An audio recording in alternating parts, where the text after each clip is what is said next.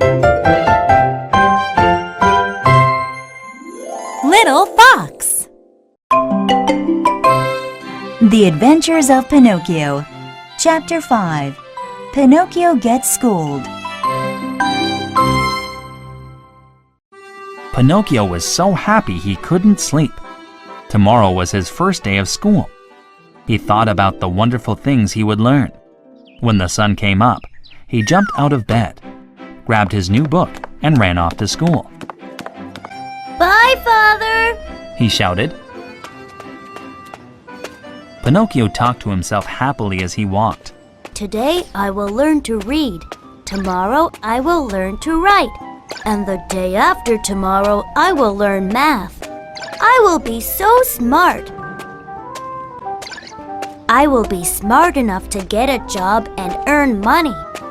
I will buy Father a new coat. It will be a beautiful coat of green silk with diamond buttons. He was very kind to sell his coat for this book. As he talked to himself, he heard music in the distance. He walked toward the music and saw a crowd, a brightly colored tent, and a large sign. Oh, I wish I didn't have to go to school today. This looks like so much fun, complained Pinocchio. Already he had forgotten Geppetto's coat.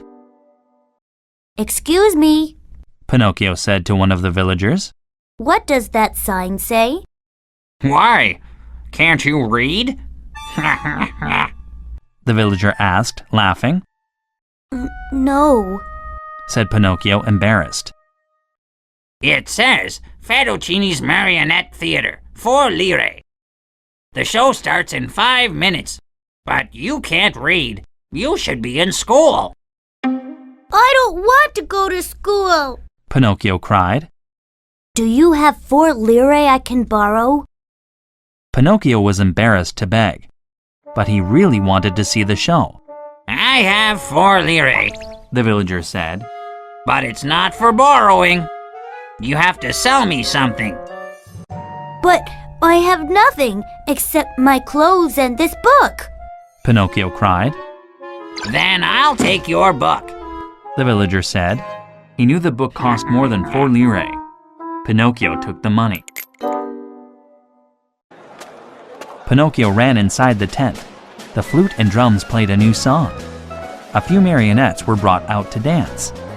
Hey, they are wooden boys just like me, Pinocchio said excitedly. He ran to the stage to look closer. But wait, they aren't real. They are dancing with strings. I can dance better than that, and I don't need strings or a hiding man to pull them.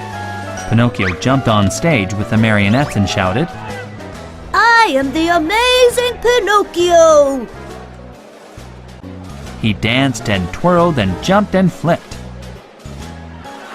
The crowd laughed and cheered. Yay, Pinocchio! You're the best puppet ever! Suddenly, the music stopped. A man came from behind the stage and grabbed Pinocchio. The show's over, folks, he said. If you want to see the amazing Pinocchio, you have to pay for another show. He pulled Pinocchio behind the stage. Help! Help! Pinocchio cried. Please help me! Pinocchio was scared of this big man with the angry voice. You are mine now, little puppet. You will make me a lot of money. A puppet with no strings. Ha! The man began to imagine the piles of money. Please, sir, I'm Geppetto's son. I need to go to school. Please let me go. Pinocchio begged. You? Someone's son? And a schoolboy? Ha! That's a good joke. We will leave town so Geppetto can't find you. The big man locked Pinocchio in a cage. He hid the cage under some blankets in his wagon. Now no one can find you, the man said, laughing. He packed up his tent. Oh, Father, I'm so sorry, cried Pinocchio. Please save me. I want my father.